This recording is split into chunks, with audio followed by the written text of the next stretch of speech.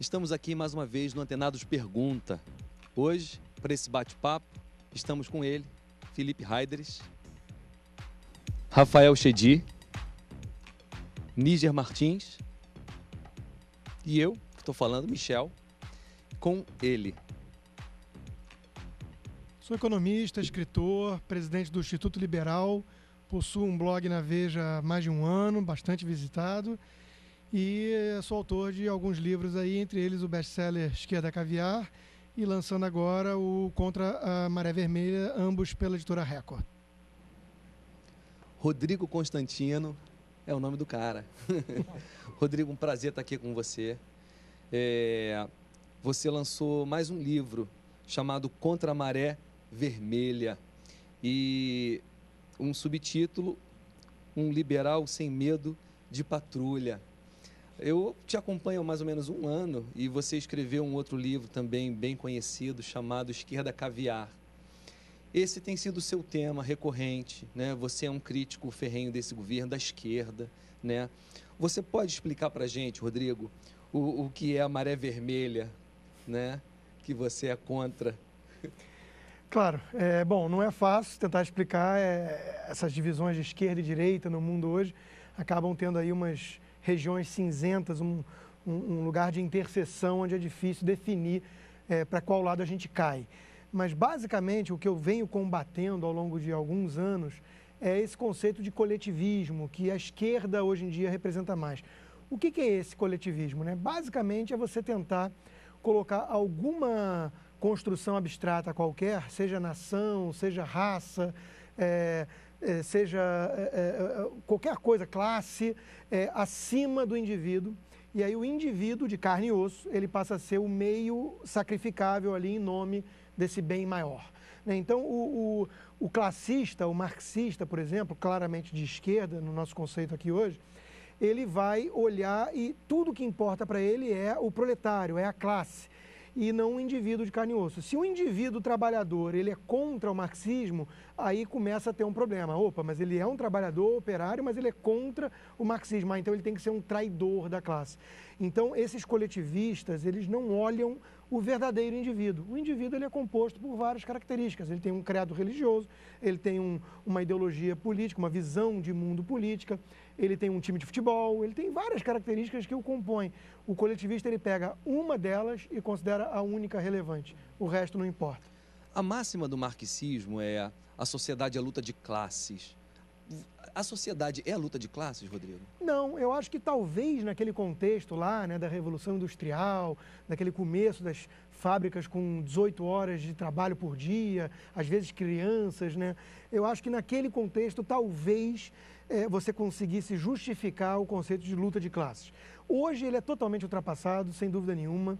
Eu acho que ele faz parte aí de uma visão que tenta segregar a sociedade sempre em dois grupos antagônicos, ou seja, um contra o outro, né? Isso não é verdade, quer dizer, você tem hoje em dia empresas onde você tem tanto os patrões como os trabalhadores unidos em prol de um bem comum, de um interesse comum, que é o sucesso da empresa, porque isso vai permitir lucros maiores para os acionistas e uma remuneração melhor para os empregados. Então, onde é que está a luta de classes aí? Não existe. Talvez a luta de classes que faça mais sentido a gente falar hoje seja a luta de classes desses indivíduos, desses cidadãos, contra aqueles que criam obstáculos para o progresso da nação e das empresas. O governo, talvez, com muitos impostos, com muitos entraves burocráticos, tudo isso que dificulta a vida das empresas e dos trabalhadores, talvez essa seja a única luta de classe que eu consigo enxergar hoje. A jornalista Miriam Leitão classificou você dentro de ela denominou direita hidrófoba, né, falando sobre cães raivosos de direita que não vem nada de positivo na esquerda. Você é de extrema direita? Uma coisa. E dois, o que você vê de positivo, se é que há algo de positivo, por exemplo, no governo atual? Tá, boa pergunta, porque eu não sou extrema-direita e quando a gente fala extrema-direita, associa automaticamente aos nazistas, por exemplo, né? Só que os nazistas, talvez o nosso espectador não saiba, mas o nazismo significa nacional-socialismo. Ou seja, os nazistas, eles tinham um programa coletivista que ignorava o indivíduo, como eu acabei de colocar, que os liberais jamais ignorariam, né, como uma finalidade em si. eles queriam concentrar todo o poder no Estado, eles desconfiavam das empresas, da iniciativa privada, né, do lucro, tudo isso, muito parecido com o quê? Com o PT. Então, na minha cabeça, não faz sentido esses termos de extrema-direita ou direita ser parecido. De um lado, você coloca os nazistas e Hitler juntos, por exemplo, com a Margaret Thatcher, a famosa primeira-ministra, ex-primeira-ministra britânica, que aí sim... Você acha que é uma tentativa de desqualificar? Eu acho que é uma tentativa de desqualificar e fugir do debate. Porque aí você rotula as pessoas com base nesses conceitos e foge do debate ali dos meios que eles estão defendendo para um mundo melhor. O que eu vejo de positivo nesse governo, pouquíssima coisa. Eu acho que eles realmente representam essa esquerda ultrapassada que tenta rotular e monopolizar as virtudes, quer dizer, só eles se preocupam com os fins nobres, com os pobres, com as minorias, com os oprimidos, e aí fogem do debate. Mas a transferência direta de renda, qual a sua opinião sobre ela? É necessário no Brasil, em virtude da questão social e da desigualdade? Por um momento, pelo menos? Eu acho que pode ser defensável, como foi defendido por alguns liberais, como Milton Friedman, que era um liberal famoso da escola de Chicago. Por um período com porta de saída. Sempre com porta de saída, sempre de forma temporária e sempre descentralizada. Ou seja, ao contrário do que foi feito no Bolsa Família. O Bolsa Família ele foi concentrado no governo, usado de forma não temporária, mas permanente, e inclusive com uso de terrorismo eleitoral, ou seja, se eu perder, o que vem aí vai tirar esse benefício de você, e que é o quê? Um uso político, demagógico e populista desse instrumento. Que seria um instrumento, repito, talvez defensável e legítimo, de um ponto de vista de um instrumento para você poder mitigar de alguma forma ali... Uma coisa emergencial. O sofrimento de uma classe que vive na miséria. Então, por aí. Apesar de eu estar de vermelho, espero que não seja contra mim, mas nos Estados Unidos você vê muito definidamente republicanos versus democratas. E ali eles defendem, quando são de um lado ou de outro, muito mais do que uma ideia política. Ali vem ideias familiares, ideias econômicas, ideias de guerra, tudo embutido naquele partido. Hoje no Brasil, nós vivemos uma salada de frutas. Quando se pergunta, você é de esquerda ou você é de direita, na realidade, a pessoa ela tenta definir alguma coisa para ela, mas ela se vê apoiando candidatos que são de um lado e candidatos que são de um outro lado e que pensam completamente diferentes, e surge aquela máxima: não, eu não defendo o partido, eu defendo a pessoa. Como defender a pessoa se ela será defensora do partido? E como dizer hoje, nessa salada de frutas, se eu sou direita ou se eu sou esquerda? Ótimo ponto, porque esse caldeirão aí desses partidos, dessas siglas partidárias, né, são mais de 30 partidos e sem nenhum tipo de identidade ideológica ou programática que seja, né?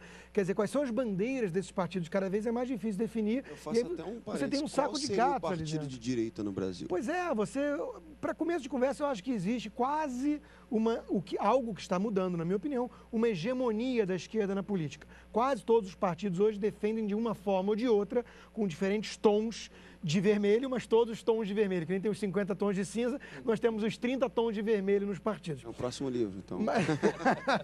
Mas a verdade é que tem ali algumas divergências, mas todos com uma visão mais ou menos de que o Estado é a grande locomotiva, tanto da economia como da justiça social, que tem que concentrar o poder no Estado, essa visão coletivista que acabava de falar, essa questão dos valores, por exemplo, muito bem levantada por você, a gente não vê isso no debate. Quer dizer, a exceção de um ou outro, né, você não vê os partidos, muito menos, e mesmo os candidatos, defendendo esses valores. Quer dizer, eu sou a favor da família, eu sou a favor de certos pilares de tradição, de respeito a uma ordem que seja algo maior do que esse hedonismo, do que esse individualismo mal calibrado, né? Porque eu acabei de defender aqui o individualismo versus o coletivismo, mas é preciso, até para me explicar melhor aqui para o telespectador, né, o que eu quero dizer com isso. O individualismo é colocar o indivíduo como uma finalidade em si.